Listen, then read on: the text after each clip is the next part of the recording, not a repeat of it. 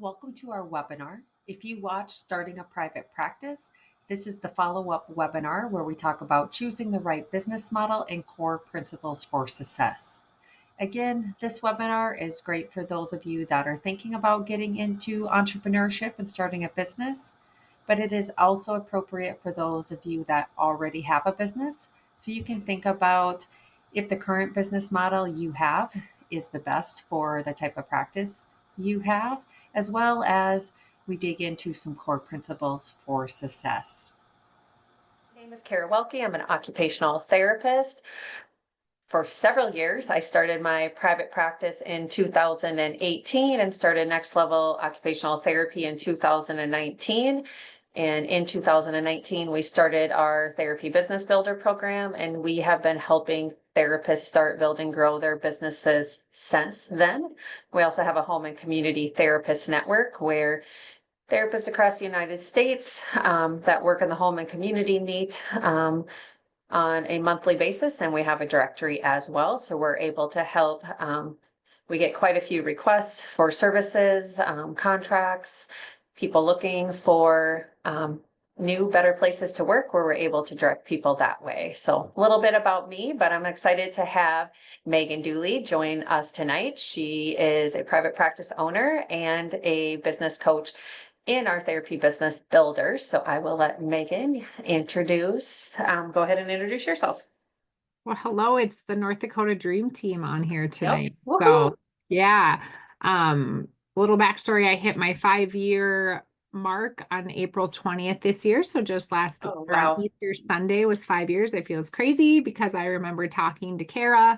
I was a TBB member in 2020, and it now has expanded. My company has expanded into Montana. We're in the western side of North Dakota, or kind of the central western side. And crazy enough, North Dakota is tiny but old as heck. So Kara and I stay really busy in our businesses. We do a lot of skills to care for dementia and a lot of progressive illnesses. And we have PTOT and speech in our practice right now. So it's been fun and wild, and it is kind of weird to say 5 years because I feel like I just talked to you on the phone and said, "Oh, you're in South Dakota somewhere," and you said, "No, Grand Forks, North Dakota." I'm like, "Okay, we're in the same state." So, super glad to be here. That is so crazy. And we did not plan or even discuss that that was part of why Megan was joining us tonight. Megan had joined us over a year ago to help coach therapists in our program, and it's been a lifesaver having her in our program. But holy cow, 5 years, that's awesome. We should have had some sort of celebration. So that's really exciting, My and it's family hard to claimed believe. my mom claimed there was some backdoor celebration, but because it was Easter, I was like, that's probably why nobody planned anything. So we'll see what happens in the next couple weeks. Yeah, you definitely have to have a celebration, and that's pretty Yeah. exciting. So, yay. Well, we will go ahead and get started. So, I explained a little bit about this last time. We are starting to work with different academic programs and helping them meet different ACOTE standards. So this training can help meet B 4.4 with business aspects of practice. I'm not going to go into detail. You guys can all read that. But the focus of tonight's session is really to identify and understand all of the different business and payment models out there, and we'll discuss pros and cons of each. And then we're also going to list the core principles required for any successful business. And again, truly, there is a variety of core principles out there that are extremely important for businesses to be successful, but we've identified our top 4 core principles we will talk about tonight. So before we get started with the next screen, out of curiosity, what kind of business models are you guys familiar with? Let's get that started in the chat just to see where everyone is at when we're talking about business models.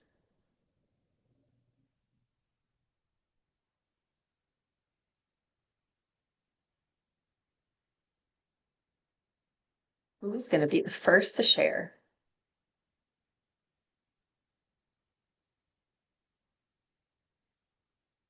Anyone? What kind of business models do you guys want to do? I see someone. Yeah. Oh, we got one. Brick and mortar. Perfect. What other business models are there? Mobile. Awesome. Any others that you guys are interested in? Well, I think somebody said something about functional assessments, so that can be a hybrid is on there. Perfect. Okay, great. So we'll go into each of those models that you talked about. Plus, we're going to even dive a little bit deeper into some other types of models that you guys can explore. Before we talk about business models in depth, I just want to remind everyone it's really important that you know your State Practice Act. So, out of curiosity, how many of you have read your State Practice Act within the last year? Yes or no in the chat below. And if you put no, don't worry. We see it on a regular basis that most people have no idea where their State Practice Act or what it is. So, very important before you start a business that you pull out that State Practice Act, actually go online, find your State Practice Act and read through it just to get a clear understanding of, maybe what you can and cannot do within your state. Okay, so we're going to start with direct client care business models. So these are the direct client care business models we're going to talk about. And you guys already mentioned mobile, clinic, hybrid, and we're also going to talk about virtual. And we'll do pros and cons for each one of these. So the first one we'll talk about is a clinic-based business model. So we like to be interactive here. Megan and I aren't going to talk through the whole time because we can sit here and tell you all the different pros and cons, but we like to hear from you guys. So what are the pros of having a clinic-based business model?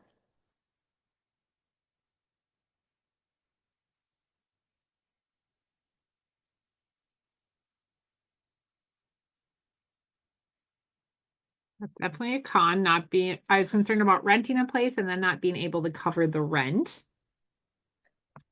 So the cost of having a clinic is definitely a con, and we'll dig into that a little bit more. So being at one location, so definitely a pro, being at one location.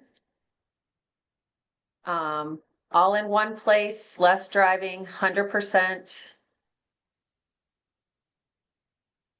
What other pros are there?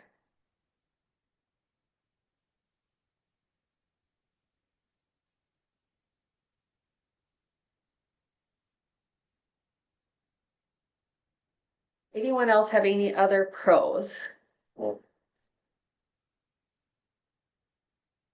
Megan, do you want to start with some pros of clinic-based? Yeah, one would be equipment that you could purchase and put in there. You can't haul that all over the place. Also, some people don't want you in their home, so there's kind of the safety net of being able to come into a clinic.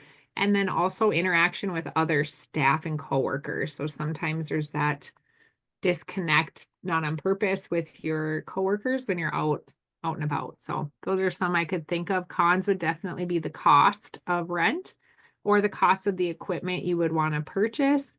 I ran restaurants for many years, and one thing would be that you would take your square footage and multiply how much money you need per square footage to make break even, and you should do that even with a clinic. And sometimes when you think about how often is your clinic open or not, the overhead can just really kill a person. Clients from the area can see your storefront. That's true with the clinic. Somebody put that. How Awesome. about you? Well, and going off of what you said, like with equipment, so some of our therapists we work with are neuro-based therapists, and we do neuro and we do it in the home.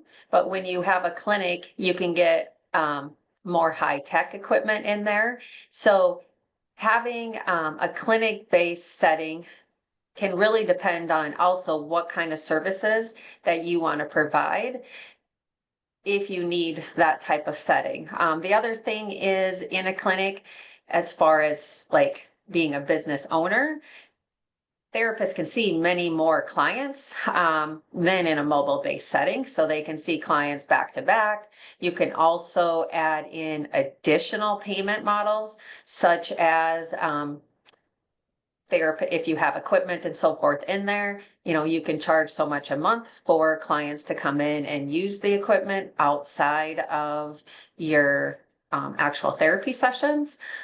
Also, you can have all the different, therapists working in there at the same time. For instance, with the new caregiver codes, I don't know if all of you are familiar with the new caregiver codes. We had caregiver codes that came out last year. We have additional ones that came out this year. So some of them have been out for a while. But for example, say you're treating a kiddo. The kiddo could be working with the speech therapist, and then the OT could be meeting with the parent and doing caregiver training. So when you're in that type of setting, you can do some unique things that you can't do possibly when you're in the home. Cons, just to go off of what you guys said, a lot of people underestimate the additional expenses that come outside of just rent. Just for example, like with our women's health clinic, I mean, laundry alone is massive with women's health, but then also utilities, if you live in North Dakota, keeping everything safe outside during the winter month can also increase your expenses when you're looking at sidewalk, keeping that clean and clear. So it really depends on the clientele you want to see there, but yeah, pros and cons. We have another person. I wasn't sure if it was better to find a busy area near a highway for access or build a clinic close to home so I do not have to commute so far. Let's talk a little bit about where you should put your clinic. So, I mean, a lot of things go into that. We've actually been looking at, one of my goals is to actual purchase a building so that we can have our clinic in there. And then I also want to sublease so I can add additional income into our model. So we're looking all over for the best type of location. And it really kind of depends. I know our realtor is talking about, like with our business, it's like a place that people go to just for that service. It's not one that, it has to be in a high populated area, like a restaurant where people see it and drive to. But again, I'm looking for being next to an area where its access is easy to get in and out of. Parking is important. Are there other businesses in the area? Is the area safe? A lot of different things. Also, the commute is important because you want to make sure it's in a location where you can easily get back and forth to. Do you have anything to add on that, Megan? I think that's kind of key. And I think it is key that as much as we see like shopping centers and social activities end up in the same spot, it is nice whether you're subleasing or you're in an area that is more medical. And it doesn't have to be traditional medical, but we really look to try to be somewhere that has like a safe curb appeal, but maybe has other, it could be anything from the pharmacist to a chiropractor to a health and wellness MP. But when we kind of end up in that bubble, people seem to just appreciate that. Oh, you're right down the road from here. Or they're asking their pharmacist, like, do you know about that OT? We rent a very small space. We've just kind of dipped our toes into the clinic or hybrid model. And we're with actually, guardian and protective services because we work a lot with their patients. And so there's people constantly coming and going, and also their staff. We work with them with their clients. So they see our face all the time. They're like, hey, we have a client for you to go see in the home and check on them because we're not sure if they should stay there. So it really does kind of depend, like Kara said before, the clientele you're trying to reach. and not so much if it's a busy area of town, but just kind of what, you kind of got to put some thought into who's going to be surrounding you physically, but even supportive wise in supporting that location. And I'm glad you said that because that also reminded me of, like, for example, our clinic currently is actually inside of an independent living community. And it's kind of cool. We had the opportunity, this massive building that was an assisted living, basic care, independent living. Everyone was moved out. So we had the opportunity to work with some of the people that had some control over the space, and we kind of rebranded the whole building, and down the whole front hall it's just different healthcare businesses. So along with our therapy, there's mental health, there's massage therapists, there's wellness, foot care, all sorts of different therapists. So also renting a room or a place inside of an existing building or clinic or assisted living is also a possibility. We see quite a few therapists looking at renting spaces like within a gym or within like a chiro office or things like that as well. So Looks like Rebecca Wilson has her hand up. let's see here. Rebecca, do you have a question for us on this? Sorry, that was on accident. My kid touched my phone. No problem. No Okay. problem. Okay. Okay, so we can come back and ask more questions or answer more questions if you have it as we continue on. So let's talk about mobile. So what are the pros of having a mobile practice? So I started off 100% mobile. Megan started off 100% mobile.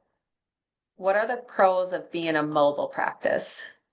What do you guys that are here think would be a benefit of that?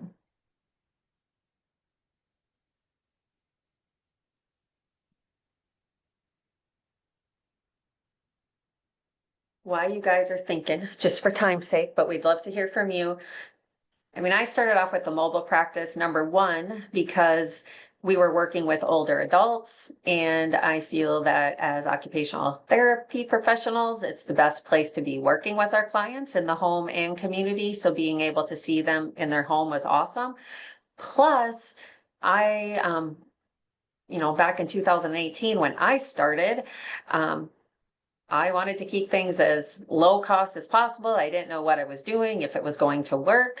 So instead of worrying about rent and having to pay that on a monthly basis, I knew that starting mobile would be a very cost effective way for me to go. And we still find that with a lot of business owners that we work with, that they start off mobile because it allows them to keep expenses down, and they're able to see clients in their home and natural environment and build up a caseload. Of course, cons, driving, mileage, you can't see as many clients driving back and forth. However, again, for me, when I was starting, and even for our therapist, they like being out, seeing the clients, not having to see a ton of people in a row. They like to have the flexibility of going and seeing a couple clients, going to their kids' school, eating lunch with them, going to see a couple more clients, going back to school. So it offers a lot more flexibility as well, and you're not stuck in a clinic all the time. Megan, what are your thoughts? Yeah, I'm going to just say a couple of these out loud, which are great. Go directly to patient homes, working on actual daily ADLs. You have all your equipment with you. The question is, do you treat in a mobile unit or just in home care? It is outpatient in the home. So that's a great question. And then see patients in their environment, assess home safety barriers to mobility. We've really built our clinic that way. We have just slowly been adding patients into clinic setting. And to be honest, we're seeing people in the clinic primarily for what Kara had talked about, which is ours is actually dementia caregivers. So the individual with dementia is struggling with us working with their care partner in the home. So we are able to have them come to our clinic. But the pros really are that natural environment. And as much as clients say what they think is accurate, like, yes, I get around my home okay, or yes, I do fine. You can go into their home and really make a world of difference when you can clean up clutter or get equipment in the home for them. It is all very functional, which is nice.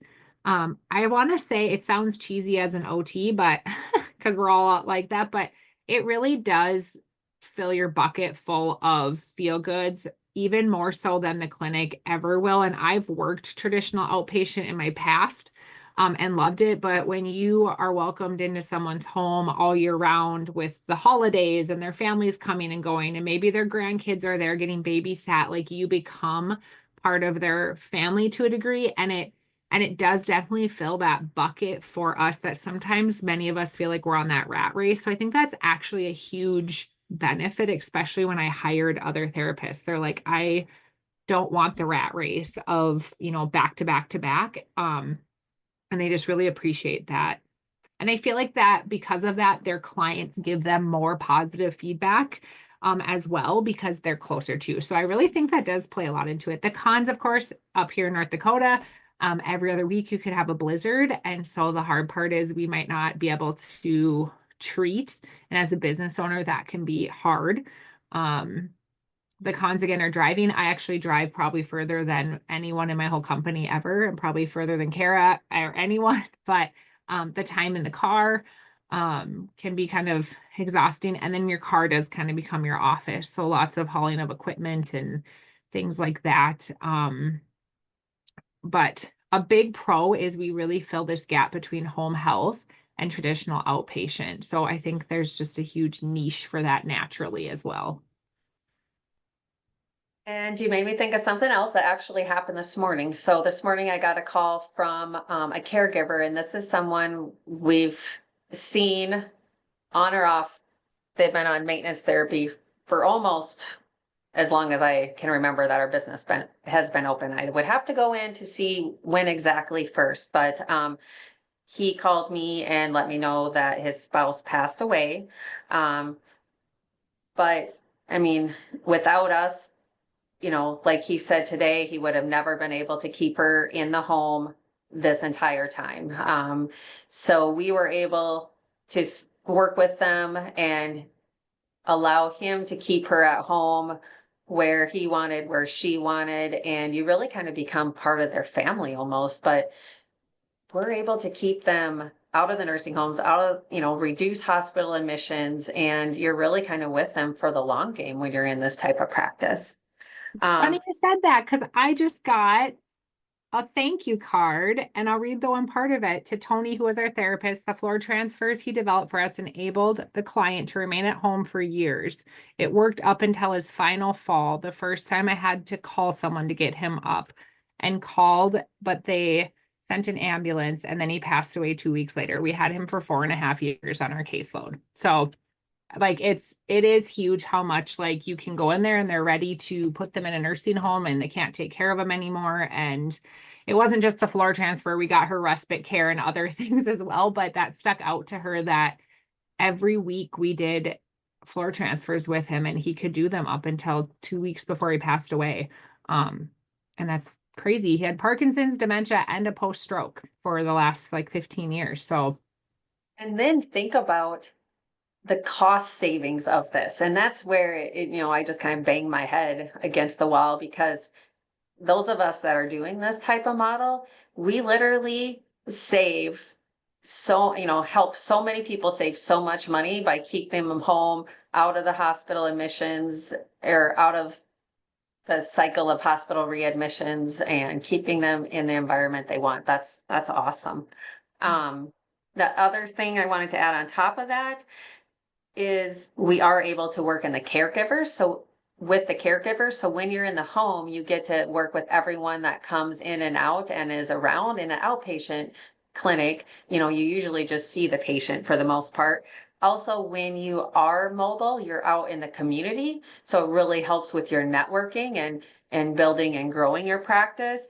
And then we hear this a lot that no, they have to go to a clinic because they have equipment.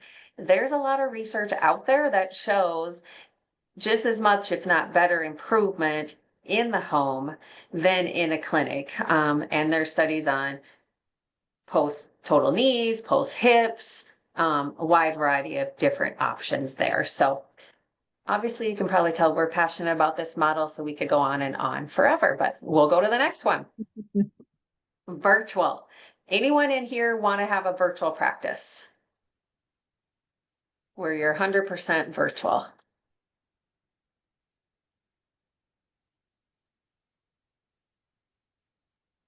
Anyone?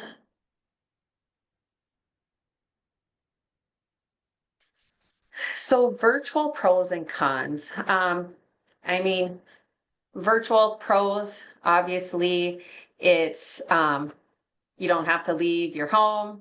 You can work in your pajamas. I mean, probably bottom half pajamas, I guess. You can see clients when you want. You know, cons, you don't get that one-on-one care, able to see the whole environment.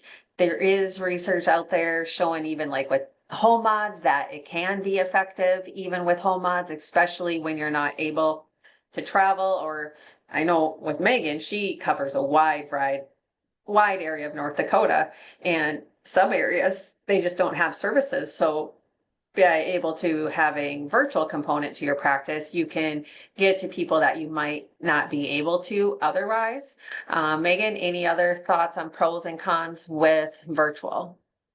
Yeah, that would be the biggest pro, is that I am able to actually treat people in Montana if appropriate.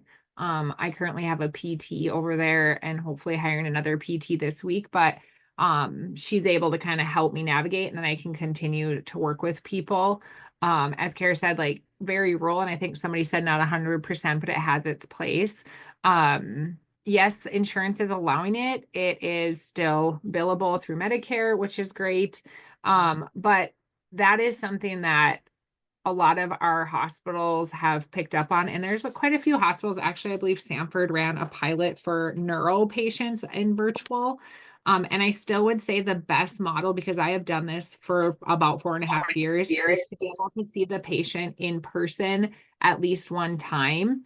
And that means for me, sometimes I drive 2 hours one way, but then I can really determine if it's ethical and appropriate to continue virtually, because I can't keep making that trip. So I actually educated some physicians on the best practice would be see them at least once in person, determine a good care plan. But it really does help people thrive that otherwise do not have access. Cons, if you've never done telehealth, it is a change of how you can still make it ethical, skilled. You should really take a course on it. All the things you need to do behind the scenes to, yeah, technical difficulties, multiple state licensing outside the compact. Yes, all of those things do come into play. So if you wanted to pursue telehealth, you really do need to educate yourself on planning. Even like sometimes I have to mail information to my clients to hope it gets there before next week, before our next session. So there are some other things, and your hips will hurt from sitting in your chair, and you do have to learn to be really engaged, because Karen and I may not treat patients, but we are on our computers a lot, like coaching and other things. And even though we love what we do, like there are some cons to sitting and having to look at a screen and then really trying to make sure that we're staying focused, not getting distracted by just life, right? So a con would be if you are somebody who likes to multitask or triple task, you might struggle with telehealth, because you'll have, I'm gonna have my email open and I'm gonna be writing the note and I'm gonna be doing this, and we're not providing the best therapy. Yeah, and actually, my husband just called me out on a meeting we had last week with our financial advisors. He texted me, he's like, stop trying to multitask. You can't focus on the meeting.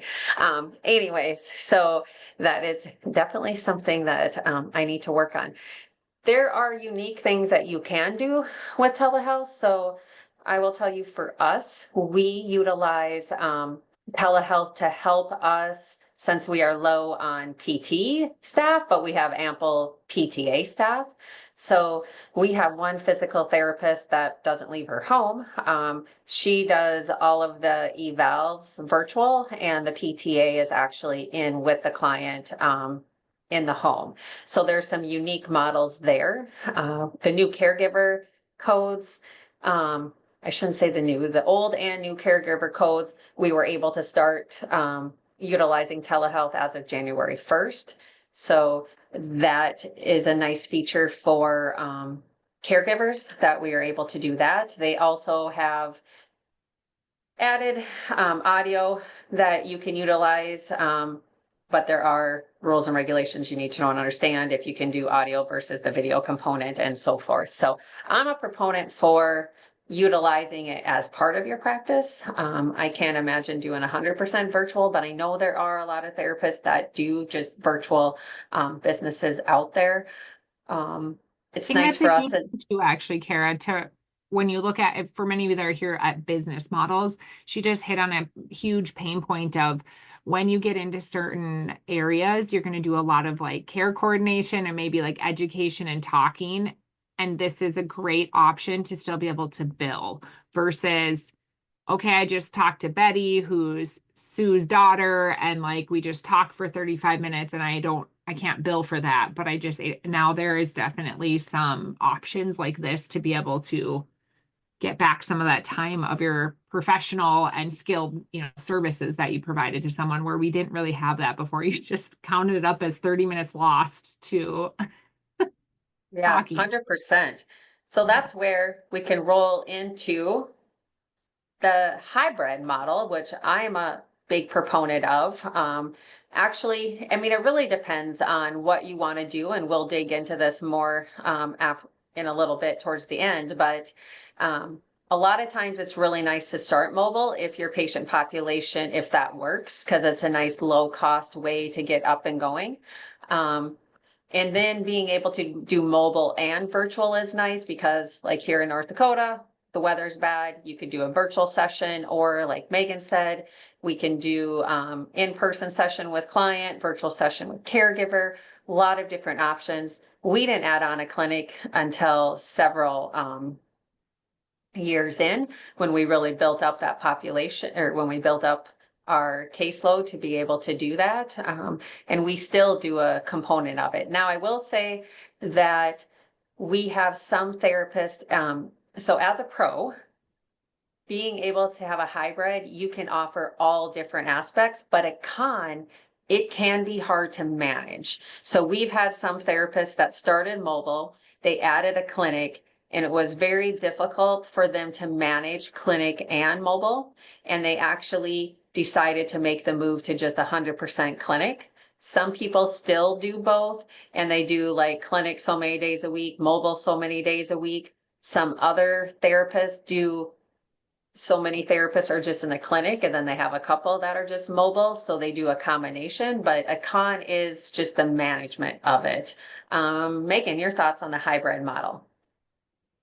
I think you hit that, is that sometimes we get comfortable again. A big key to looking at your business and kind of meeting both sides of employees and your clientele is, yes, an employee may say it's nice to not drive somewhere, not have to do these things per se, but also then the expectation of more patients to cover your costs. And so I think Kara kind of hit it on the head. Is I have somebody that I coach right now that's transitioning. They purchased a location. She's a very, very successful therapist. Mobile, and now is purchasing and remodeling and making a clinic. And I think, her kind of concern is I think she'll still have just one mobile therapist because they don't live in her area, but that's really going to decline. And kind of what is that going to do with her current very full schedule of mobile therapists? Because you may have to kind of shift who's your clients, right? Like, and Kara can maybe attest to this too. Some of them really can't go to a clinic. That's why they're our client. And so you can't just naturally pull those clients into your clinic. And so you really kind of have to have a really good handle on, as Kara said, on your processes and management and things before you just decide, like, I'm going to jump into this, because they are difficult enough to manage individually. And then you put them together and it's like just more moving parts. So it's a pro, as she said, to be able to meet we love that our clinic space is small, so we can't do a lot, which kind of deters, well, I'd rather just come there for this or come do this at your clinic. But it's really, our clinic is used right now for a lot of caregiver sessions that we can't do in the home because of the behaviors and the things of the individual with dementia. But yeah, it's just it's great, but it is a new challenge. We have a client, so with one of our systems, I can always see the back end and what's going on. And there's one client that will send a message, can you just come see me today? So she's normally a clinic-based client, but she knows that we do mobile as well. And our clinic-based therapists, they really can't just pop out to go see clients in the home because they're stacked back to back. So you never know what's going to pop up in your business, but there's one person that asks that on a regular basis. And it usually doesn't work for the therapist just to pop out to go see someone. And we have, because there is virtual, and this isn't a negative, it's just kind of a benefit, but we have speech therapists that would just prefer to do virtual. Because a lot of speech can be more virtual, but then the older population is more afraid of the technology and they really are appropriate for virtual, what they're going to be working on. But then we run into the barrier of the speech therapist is like, well, I'd rather just be home doing these instead of driving everywhere. But that's not really, the client's kind of afraid. So we end up trying to bridge that gap. So that's the other thing when you do that hybrid is you open the door to great opportunities, but also sometimes a little bit of conflict, whether it's the client, like you said, calling last minute, like, I just don't want to put pants on today. So can you just come see me at my house versus the clinic and again, having to manage that. So 100%. And that's going back to that virtual or hybrid model, with a con is just, you already had mentioned it, but not being able to know or understand the type, connecting.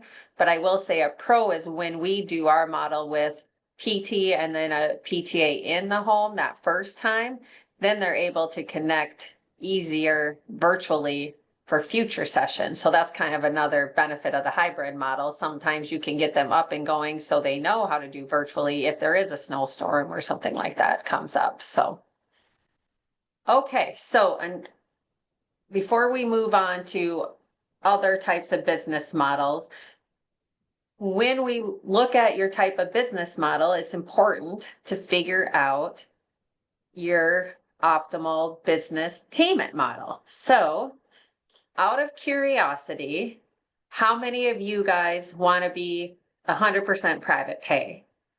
Or how many of you guys want to just take insurance? Or do you want to do a combination of both? If you guys can put in the chat kind of what you're thinking, and we'll look at that as we get going. So these are the most common payment models that we see. So private pay, 100% cash, insurance, taking one insurance or multiple insurances.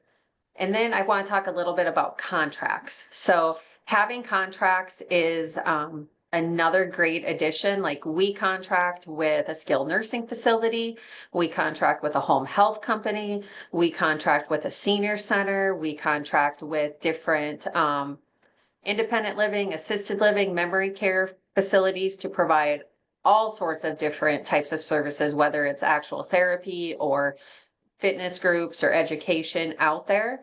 So it's another great payment model. I 100% recommend a hybrid practice, especially if you're older adult. Pediatrics might lean towards more private pay and contract depending on your area, but really with anyone we're working with, we really have to look at the type of services you're providing, your clientele, your community, what are the rules and regulations in order to determine the best type of practice, but it's usually some form of hybrid model. So for example, if we were just private pay, we would leave a lot of money on the table because we have some insurances that pay us $300 to $400 for an hour session, and we don't charge near that much for our private pay sessions. Also, we work with older adults, and as we'll talk about later, if you're working with older adults, you really need to be taking Medicare, and we'll talk about why as we get through with that. So I'd say, as far as private pay, I see pediatrics doing private pay. Anyone with a younger population is a lot easier to do private pay. But once you get up to seeing older adults, it's really hard to have 100% private pay clinic just with the Medicare rules and regulations. Megan, thoughts on that?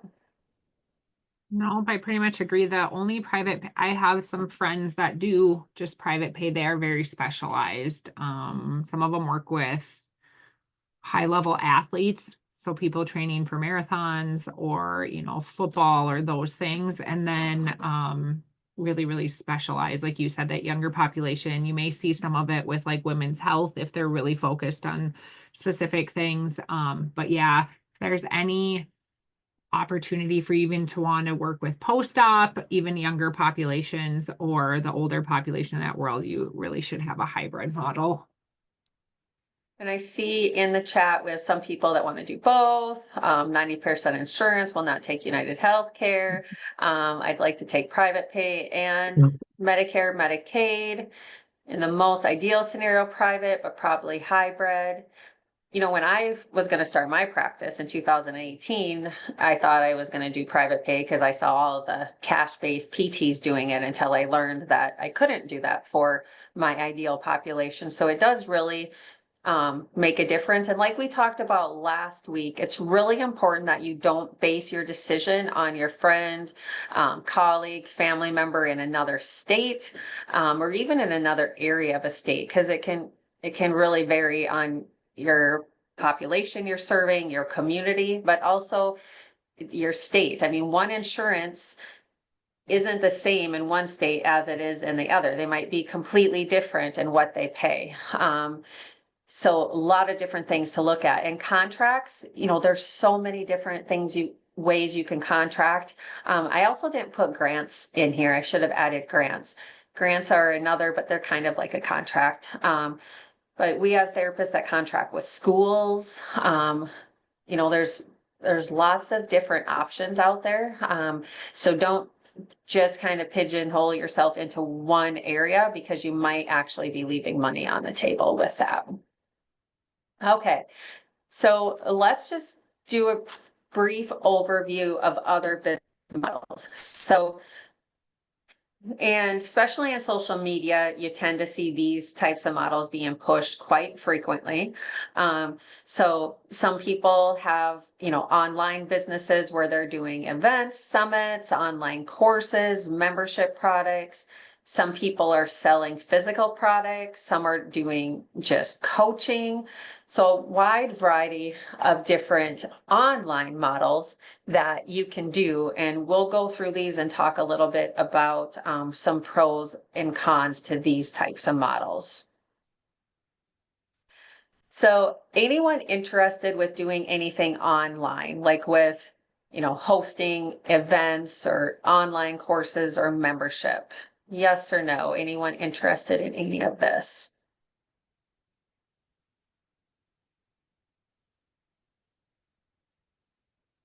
So my biggest thing with the online is that it is a lot harder than people think. Um, I I personally feel that in-person businesses are a lot easier for people to build up and be successful with, because in the online world, just as in the, in your own area, you have to have people that are willing to buy, purchase from you. And we see a lot of people, create this great product or course, and then they try to sell it, but no one buys it from them. So just because we see it as a really good tool that someone needs doesn't mean it's necessarily gonna, people are gonna purchase it. So as far as pros, they can be pretty simple to put together and do.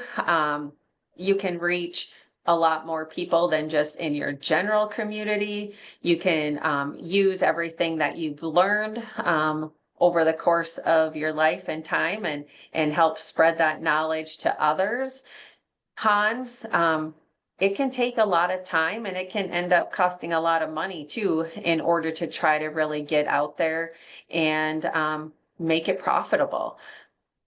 Megan, anything to add, or what you've seen with people trying to do these types of services? Yeah, I think online comes with a different level of commitment to being present, up to date. People think like I'm going to create this and then I can like back off, but I actually think it requires almost more attention, because if I actually look at a lot of people who during rightfully so during COVID like morphed some of their business stuff into online models.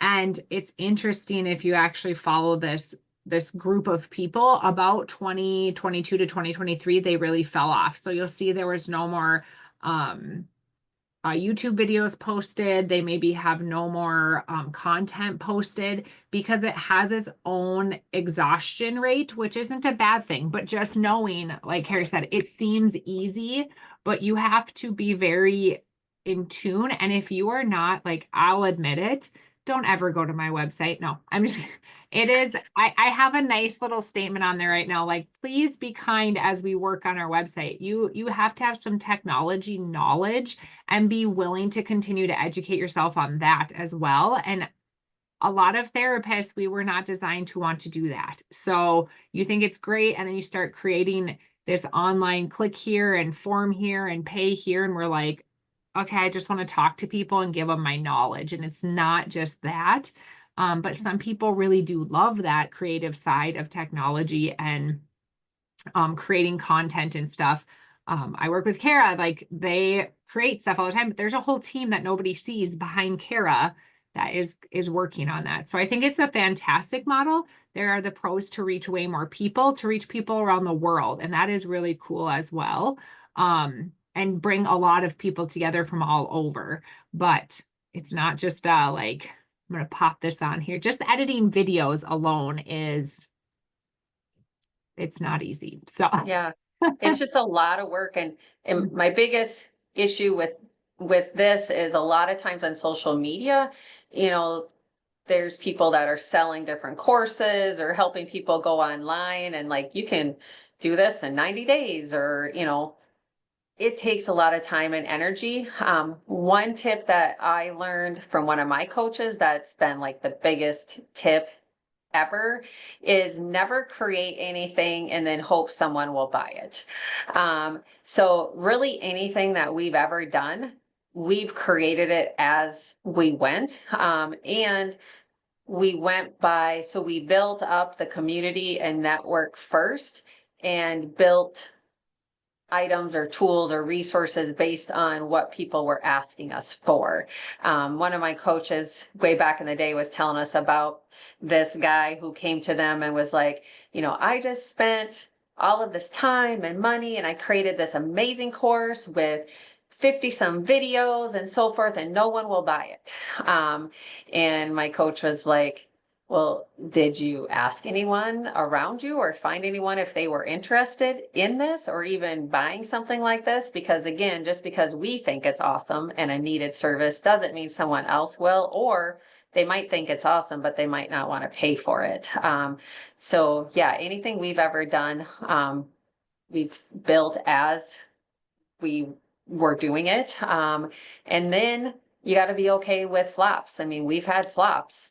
100% for sure had flops. So, I think that's a great um, question here. Has anyone done library courses about DME and setting up a home safely for your elderly mom or dad to catch clients? It's such a interesting, it would be great. The thing is exactly what Kara just mentioned. And I will tell you that both of us would say this from our experience. People don't know what they don't know, and the world is still very, very much reactive, which sounds sad because you guys are not, but in our findings, people don't think about it until they're already kind of in that medical system. It's getting a little more ahead of the game, where people are asking before they have a disability or they're really seeing difficulties. But so often the way you're going to catch people like that is at the hospital after they've had a fall and somebody's involved with saying, hey, we got to get the home safe. So that may be a great option, but I think something like that is actually more tailored towards your professionals, right, Kara? Like a home and community-based service, social workers. But we probably wouldn't catch people in our online platform, just Googling it.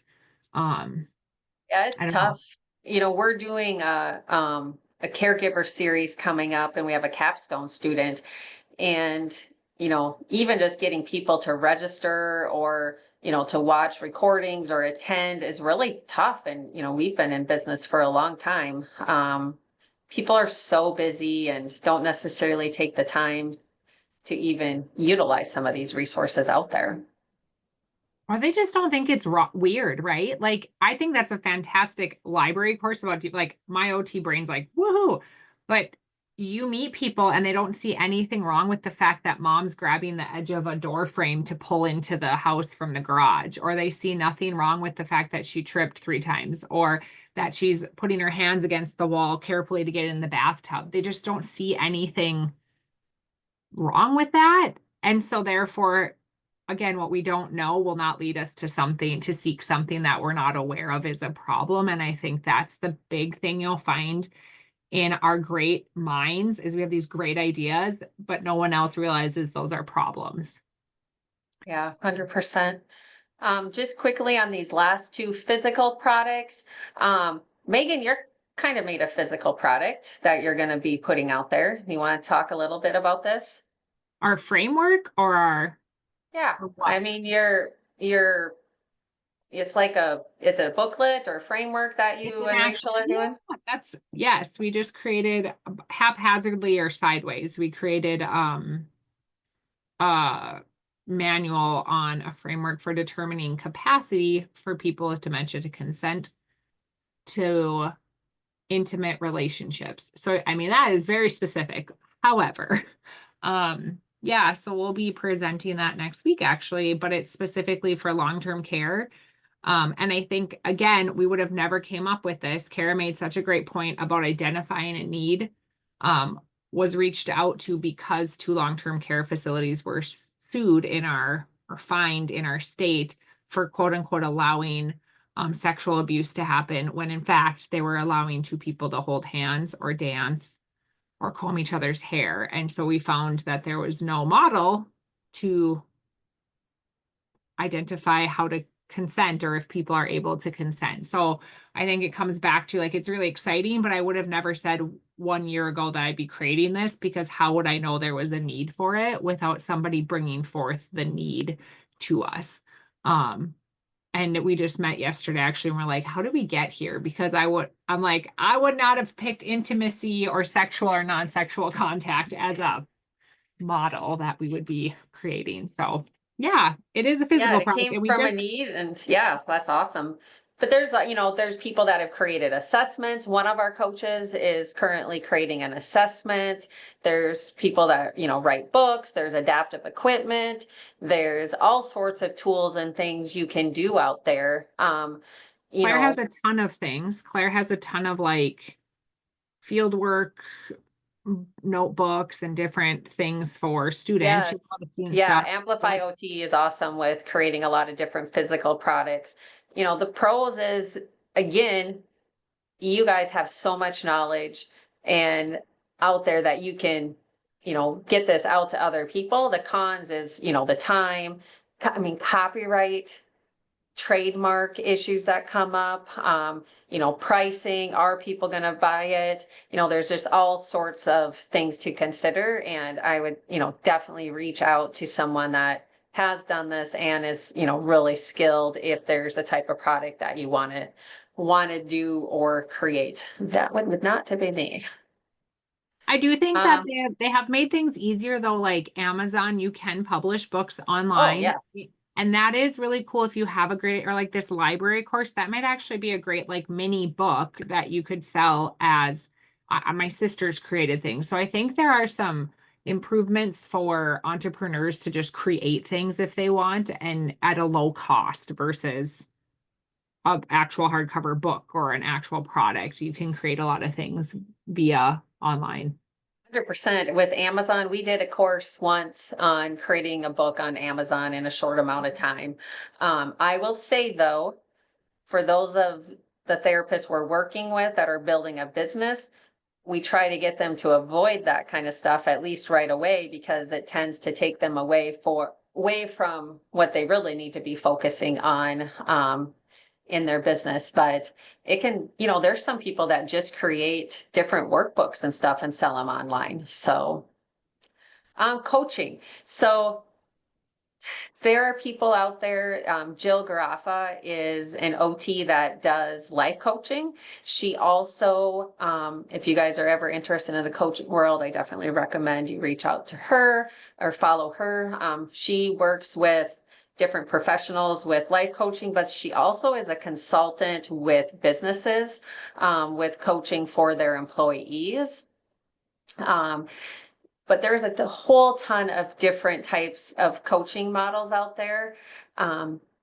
Cons or things to be aware of, you just really need to make sure that you know and understand rules and regulations and are within what you can do regarding your Practice Act. And yeah, anything else you want to add to that one, Megan? I think that's the key, is making sure that if you are going to bill privately and you're going to do certain things, that you're not trying to overstep. How am I labeling myself? That's kind of that gray area of, I'm still a therapist. So I still have to follow some of those, the Practice Act and my professionalism and what's expected that I can and cannot do, but also it's okay. I think that's where people get worried, is like, if she's coaching employees and stuff, especially for OTs, like there's such a vast way that we can still encompass a lot of life areas.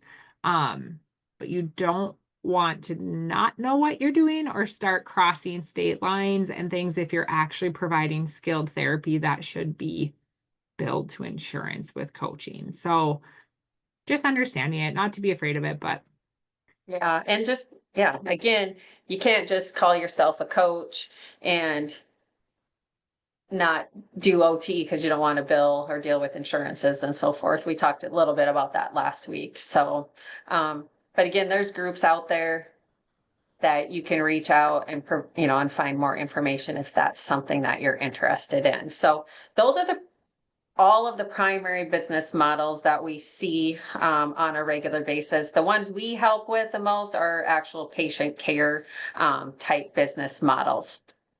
Now I want to dive a little deeper into payment for services, and I know it's getting late. We're not going to spend a ton of time on this. We just want to highlight a few terms and cover a few rules just to make sure that everyone who's watching, knows and understands some of these. So when you're looking at the optimal business model that you want to run, if you're going to take insurance, you need to make sure you know and understand out of network versus in network and what the difference is on that. And we'll dive a little bit deeper here in a couple other slides. Private pay. If you're doing private pay, you need to understand what a super bill is. You need to know what a good faith estimate is and when you need to supply those types of forms. And then it's really important with any business model, especially with older adults, that what you need to do if someone has Medicare versus private insurance versus private pay. And that's where we'll kind of dig a little bit deeper in here. So who wants to work with older adults? If you just want to put yes or no, if you don't want to work with older adults, just to get an idea of how many people want to work with older adults. So if you want to work with older adults, you just gotta embrace Medicare. There's really no way around it. Yes, well, it's just best practice to probably just take Medicare, and we'll talk about why. So these are all from the Medicare Manual, Chapter 15. You can go and find exactly where these are. I quoted them exactly because we get asked about these all the time. When you are searching for the Medicare Manual, make sure you always have the most up-to-date. I believe the most up-to-date one is October of 2024. I haven't checked in the last few weeks if there's anything newer out. But normally, physicians and practitioners are required to submit claims on behalf of beneficiaries for all items and services they provide for which Medicare payment may be made under Medicare Part B. Also, they are not allowed to charge beneficiaries in excess of the limits on charges that apply to items or services. And I'm going to summarize these in a bit. I'm just going to go through a few of the ones that we highlight. As physical therapists and occupational therapists in independent practice, we cannot opt out because we are not within the opt-out law's definition of either a physician or practitioner. So again, a physician can opt out of Medicare. We're not able to opt out of Medicare. Where a physician or practitioner or other supplier fails to submit a claim to Medicare on behalf of a beneficiary for a covered Part B service within 1 year of providing the service, or knowingly and willfully charges a beneficiary more than the applicable charge limits on a repeated basis, he, she, or it may be subject to civil monetary penalties. And payable settings for therapy services. So therapy services are covered under the physician fee schedule. So very important, the physician fee schedule is what we get paid on. It's kind of frustrating that they call it a physician fee schedule because a lot of people don't realize that's how we get paid because it says physician, but anyways, maybe it should say practitioner fee schedule. But anyways, the services are covered under the physician fee schedule when provided in the patient's home by a provider, in the outpatient department of a facility, to inpatients of other institutions, in office settings, or at the patient's home by a supplier. Therapy services are payable in the home at the same fee schedule as other outpatient settings. Additional travel expenses for providers to see non-homebound patients are not covered, and providers cannot charge beneficiaries for covered items, services under Medicare. They may only charge the applicable deductible and co-insurance. So what does all that garbage, no, not garbage, what does all that mean? Long story short, as therapy professionals, when we see clients that have Medicare and we're providing services that are skilled and medically necessary, we really should be billing Medicare, and with the mandatory claim submission rules, submitting claims to Medicare. Now, we can do this in the patient's home or in a clinic setting. Medicare does not cover services that therapists in private practice provide if it's in a community setting like a grocery store or place like that. That would be private pay. But services that are skilled and medically necessary in the home and in the clinic are covered. If we go to the home, those services or additional travel expenses, we cannot charge for any additional travel expenses for the drive time and so forth. So hopefully that all makes sense. You can come back and read these. We'll send you out the PowerPoints, but again, it's really kind of in the best interest, and Medicare isn't horrible to deal with. It can be a great way to start seeing a client. It's important to remember that Medicare covers maintenance therapy. A lot of info out there. The Center for Medicare, or the Center for, what is the CMA? Center for Medicare Advocacy has a lot of great information on maintenance therapy, the JIMO settlement. You can transition people to private pay. You can do Medicare services and wellness or private pay services at the same time, depending on what you're doing. There's a lot of combinations with that, but with older adults, that's why we recommend a hybrid approach. Megan, anything you want to add to it? I think speaks for itself as you get a lot of clients through the door for sure. Home assessments, huge. Can bill Medicare and do that initial assessment. If they don't qualify for skilled therapy, it's a much easier way to transition them to private pay to maybe make those modifications. But you're not going to probably get them through the door if you're like, hey, you got to pay me to figure out how to, maybe look at your home. We do, same as you, wellness. We transition people out of paid skilled therapy services into private pay wellness, and we would not be able to do that if they didn't know us as therapists prior in our company. But yeah, I think it's just the best case scenario for if you want to work with that older population. for peds and things like that, really looking at if you're going to do stuff in the home, that those private insurances cover that. If you're going to be a network with any insurances, that's a huge one. There are private insurances that do not allow in-home payment. If you're going to look at a hybrid model. So I know one person said no, so I'm not sure, Chris, if you're looking for peds or kind of like the younger adult, but just wanted to touch on with the pediatrics, there is a little bit different focus if you're going to take any insurances and in what setting. So it does change. Yeah, 100%. Also, again, this is more than what we're going to get in this presentation, but just knowing that Medicare, just because someone has, or Medicare Advantage plans, completely different in how we deal with them. A lot of people have a Medicare Advantage plan and they think they have traditional Medicare, which is not the case. So if you are working with older adults, you're going to want to know the difference between Medicare and Medicare Advantage plans. It's really important with a Medicare Advantage plans that you know and understand PPO versus HMO.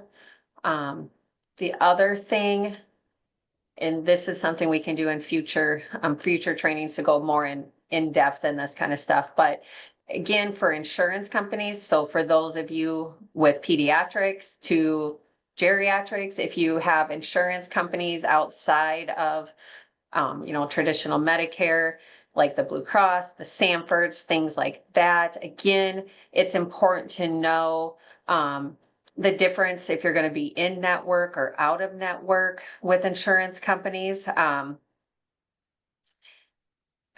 me go back to this one really quick. So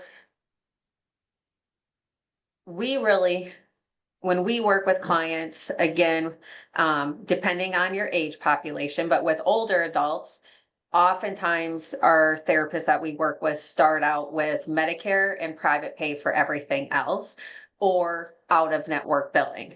Because you can still bill a client's insurance and be out of network and get better payment than if you're in network with a crappy insurance that hardly pays you anything. But one thing that I just want to mention is when you are working with an insurance company and you're out of network, you still often need to register with an insurance company so they can pay you. But we see a lot of people that have started a business and they get in network with all of these insurance companies, and then they realize they pay horrible and they can't make it work. And then they have to try to get out of these contracts. So it's really, really, really important that you think about your patient population, who you're working with, know the insurances to make a smart decision on what insurance companies you do want to be in or out of network with. Anything you want to add on that, Megan?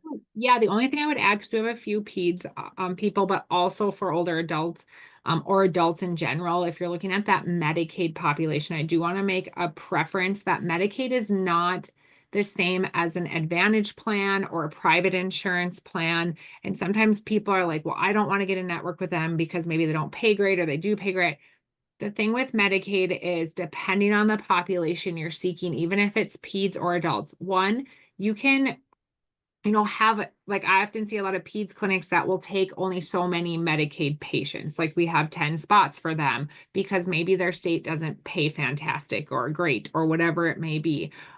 With adults, it opens up, and with peds, it opens up a whole slew of opportunities for grants, for participation in community different payment models. And so Medicaid is not the same as insurance or an Advantage plan. I just preface that because Kara and I are both in network with our Medicaid. We don't bill. Kara and I probably bill traditional Medicaid like this much. If you're in peds, or I do have some younger clients in their 20s that have disabilities, I do bill Medicaid for them. For us, it's a good rate here in North Dakota, but we only build this much, but it opens Kara and I up to opportunities to work with our state grant funds and our state agencies because we are credentialed with Medicaid. And so I just want to preface that when people are like, nope, not taking Medicaid, you may not actually bill Medicaid in your day-to-day practice a lot, But as soon as you go to fill out, we filled out grants together, Kara and I, and it's like, are you Medicaid providers? They will not look at you if you are not in network with Medicaid for any of those other opportunities you might seek as a business owner. So just consider that it's not an out of network, it's not a Medicaid Advantage, and it's not Medicare. It's its own entity. So, And to touch a little bit more on Medicaid, Medicaid is completely different state by state. So very important. We have therapists in some states with a Medicaid pays more than Medicare. And then we have some states where Medicaid hardly pays anything. So again, it's another go back. You can't compare one state to the other. You know, it's all going to be different and depending on what you do. With out of network, if you are out of network, you know, you're going to want to know the difference between accepting assignment, not accepting assignment. That'll be something we can go into more detail about in the future. There's also other insurances. So Megan already mentioned the Medicaid, the year on top of it. And then there's also, you know, like workforce safety, auto insurances. And I'm sure I missed others, but basically when you're thinking about starting your private practice, private pay, insurances, and with insurances, Medicare, Medicaid, Medicare Advantage, workman's comp, auto insurance, all sorts of different things. care insurance. Yeah, Yeah. that's a huge Oh, one. yeah, that is another huge one that I didn't even list. So now that we've gone through everything, and you guys don't have to do this, but when we're working with students, this is where we have them list out all of their different business ideas. But what I want you guys to think about, is think about what you really want to do. And with that business, you know, what kind of model would be best for you and what kind of payment model would be best? So would it be a clinic and then private pay, or would it be a hybrid and a hybrid payment model? If you guys want to share in the chat, go ahead and share that, but hopefully you can take everything that we've talked about and make a better decision on what type of business model and payment model would be best for your type of practice. So if you can share, that would be awesome. And then awesome. So we got hybrid for both, mobile, hybrid, mobile with hybrid for billing. Awesome. Hybrid or mobile. Okay. So does this help kind of break down the different types of models and helping you kind of figure out what kind of payments models there are out there? Yes or no? Do you guys if you have more questions or confusing? Okay. It's still confusing 5 years in. Come on, Kara. What are you Yeah, talking I about? know. Let me tell you, it is. Okay, awesome. Okay, so we want to touch base on a little core principles. So I'll try to fly through these, and we can always, again, we do webinars quite a bit here. So there are tons of principles that are really important when you're starting and building a private practice. So it was hard to narrow it down to 4. But these are ones that we talk a lot about in our coaching programs, and we're always constantly working with therapists that we work with on these 4 items. So clarity, and we'll dive a little bit deeper into them, but clarity, knowing your offer, knowing your audience, knowing your value. Foundations and systems, building strong workflows early are really key. We've had therapists that tell us there's just them. We don't need any systems. You need systems almost more than anyone when you're just a one-person show. Resilience and adaptability. You know, stay flexible and just expect setbacks. It's going to happen. I mean, we're both, you know, several years in and we have setbacks. But when you're in private practice, you have to be able to roll with it and know that you're going to make mistakes. Things aren't not going to go well, but you can overcome them. And then if you can understand the value of time now, that's really going to help you long term. So why are these core principles so important? Because without clarity, you have confusion. Without systems, you have chaos. Without resilience, you give up too soon. We see this a lot with the therapists that we coach. And I will say that we've had gained good success lately on having therapists that were ready to give up too soon. And now all of a sudden they have so many clients, they don't know what to do.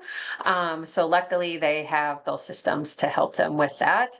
And then without valuing your time, you stay stuck in busy work instead of building a real business. Again, we see that quite a bit with people coming in. They're like, oh, I have my website, or I have my logo, or I have this. Honestly, those things don't matter. There's so many more important things that matter and make more of a difference when you're getting started. So a little bit deeper dive on these core principles. So clarity. It's extremely important that you don't try to do everything. And when I say everything, I'm meaning you're not trying to do geriatrics, pediatrics, pelvic floor, mental health, and everything all at once, because no one knows what you're doing. If you can narrow down and become the expert in your area and everyone knows you and what problem you solve, that is a great way to start your practice. And then you can add more components down the line. So it's really important to be clear about what you do, knowing your ideal client, really knowing that ideal client in and out, and knowing what their problems are and being clear on what problem you solve. And then knowing your final destination. So one of my coaches showed this picture of, someone over here starting their business and then the final destination, and they were all, or I shouldn't say, they didn't know what their final destination was, and they were all over the place. They were going everywhere. Versus if you know what your final destination is, what you really want, every decision you make or every step you make, you can say yes or no if that's the right step to get you there. It's really hard with shiny object syndrome. And I will tell you, even therapists in our program sometimes have problems with this, because we do a lot of different things. Like, we're starting a new functional capacity evaluation program this week. And the therapists need to be good at knowing, nope, that's not a good program for me now, maybe in a year, depending on their stage of the business. Or online, you see all of these great things that you can sign up and do. We have a lot of therapists doing travel. Is that really appropriate for you to do when you're just starting to get your clientele and building up your business? And just to kind of summarize this, and then Megan, you can add, you can't hit a target you can't see. So know exactly what you offer, who you help, why you are different. And without clarity, everything else, marketing, sales, even the operations, become a guessing game. Megan, anything you want to add on clarity?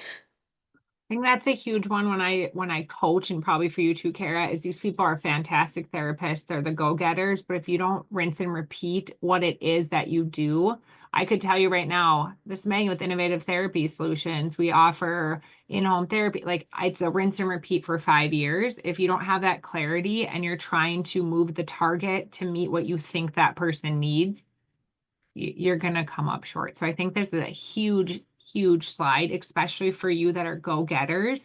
This part right here can make or break your company, because as she said, it melts into your marketing, into your sales, because people just don't know what your elevator speech is. So be clear on what it is you're going to offer and keep yourself clear to that, and not just jump in here, jump in there. Like she said, don't just all of a sudden be like, well, somebody needs a PEDS, assessment at home. Nope, I don't do PEDS. Like, I don't just need that quick fix to get a client, because we're going to confuse our audience on what we do. So Awesome. And next one is foundations. So it is extremely important to build a solid foundation. really starting with compliance and understanding rules and regulations. Many therapists that we work with that have had a practice for a while never established a solid foundations, and they're overwhelmed by the complexities of navigating regulations, compliance, which makes it difficult for them to grow efficiently and effectively. And with some, depending on the insurance you take and the type of business you have set up, some compliance, in order to meet some compliance requirements out there might be too costly depending on where you live. And then it's like, great, now what do I do? So it's really important to know and understand rules and regulations and develop a solid foundation based on compliance, making sure you have essentials like a policy procedure manual in place, a compliance plan in place. How to bill and the, basic operational guidelines within that. And financial discipline is huge. Being able to know and understand your basic finances and start off on the right foot is very important. Poor cash flow is one of the main reasons many businesses fail.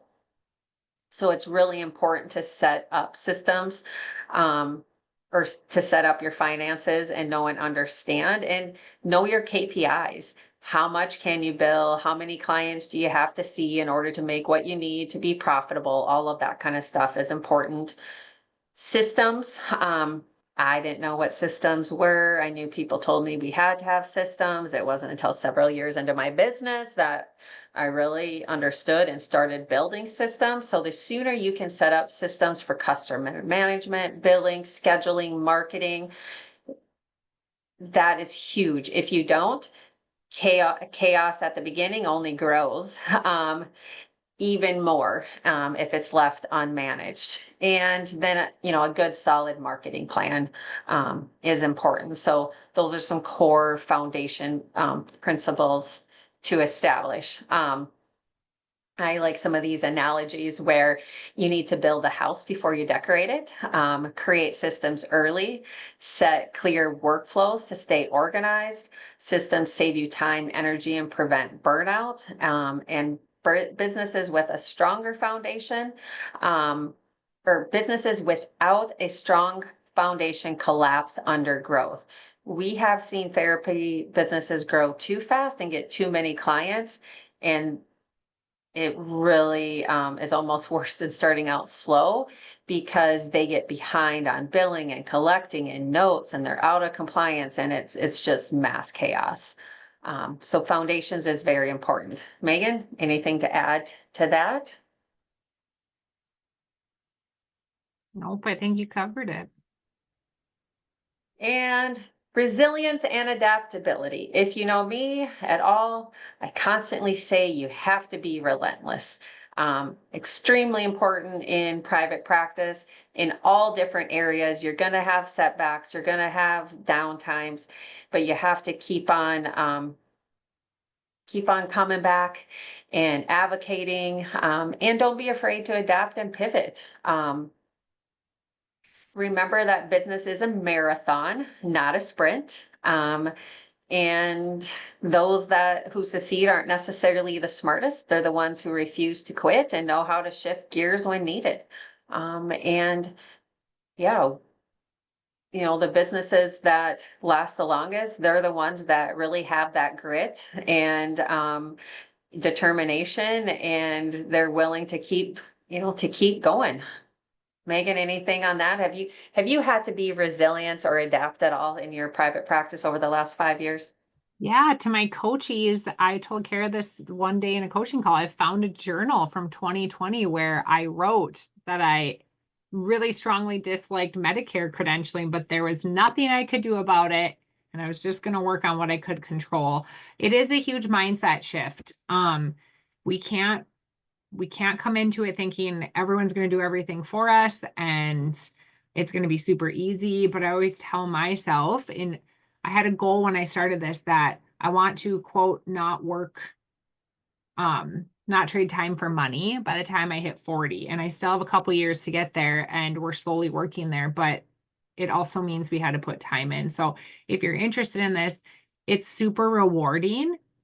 But my gosh, I mean, me and Kara were texting earlier today. Me coming tonight was a highlight of her day. And she texted Yep. me that. I said, "Oh my, what's happening today?" It's not that her day's horrible. She's still smiling, she's still active, but there are just things that are going to come up, and you can't just melt into a pile. You have to pick yourself up and be like, "That sucked. Moving on." And what can I control to fix it? It's very liberating to be in control of your destiny and very scary at times. And that's okay. That's why like we have each other, like we have a whole team of people that we help each other, and we can call in and melt a little, and then we tell each other like, pick yourself back up, we got to go back to work. So most rewarding thing you'll ever do, and at times hard. So 100%. And last but not least, understand the value of time. This has actually come up a lot lately with our therapists that we work with, and just really talking about time is your most valuable resource. You can't get it back. You can always make more money, but you can't make more time.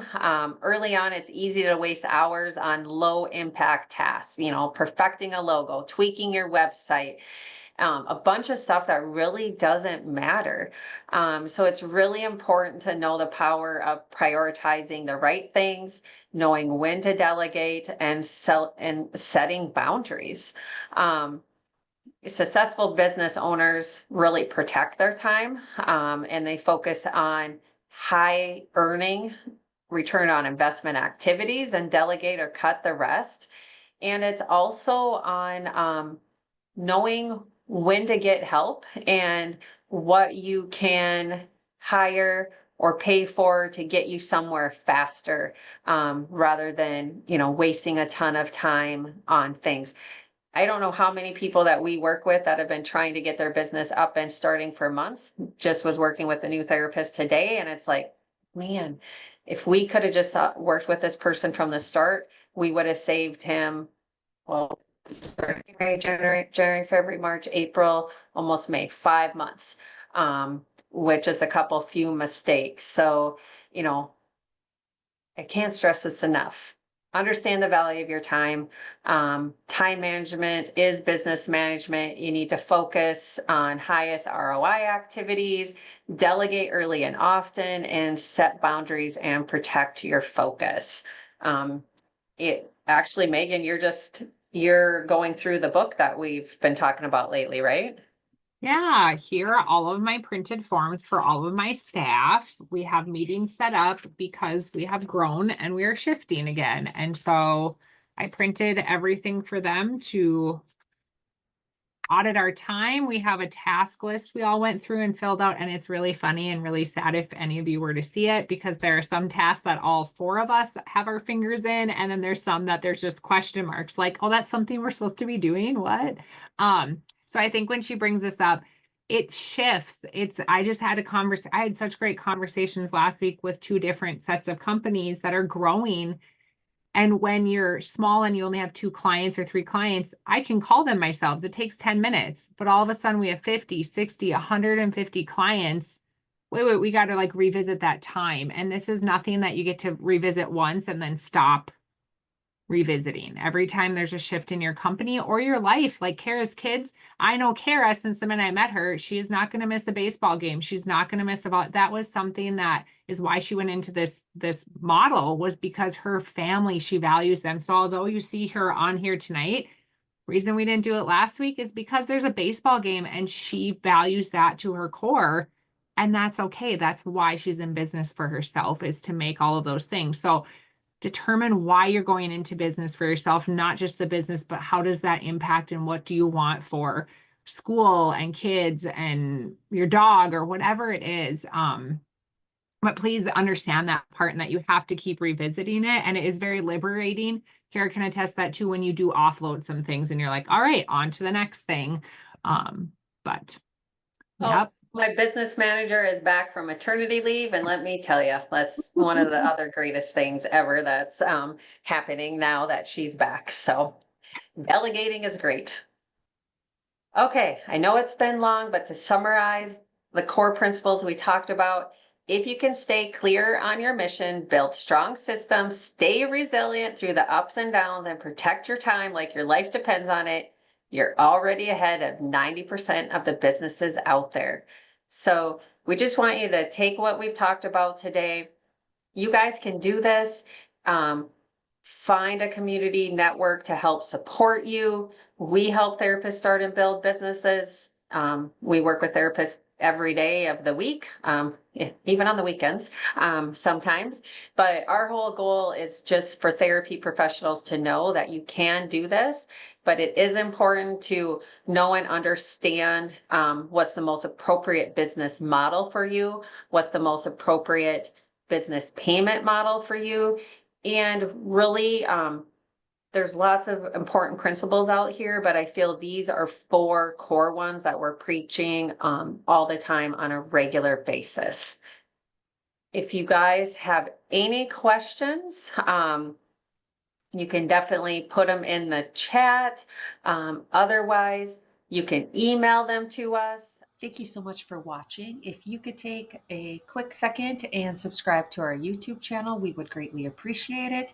Be sure you're a member of our Next Level Occupational Therapy Facebook group. It's for all therapy professionals, not just occupational therapy professionals. If you're interested in home safety and modification, we do have a special Facebook group just for those that are interested in that area. We also have a home and community therapist network, which is made up of therapists across the United States that work in the home and community. You get to be a part of a directory where people from across the United States, when they're looking for a therapist, can go. We also get several people reaching out to us looking for therapists in different areas, so we can easily just send them that directory. We also do monthly webinars, and it is a great opportunity for networking and staying on top of the latest and greatest in the home and community world. If you are ready to start your private practice, we are here to help you with our Therapy Business Builder program. If you've had a practice up and going, whether it's for 1 year or 10 years, we also help therapists be able to take their practice to the next level. Our goal is that we can help therapists grow, scale their practices, and some practices have been up and running for quite a bit of time, but yet therapists are getting to the point of burnout.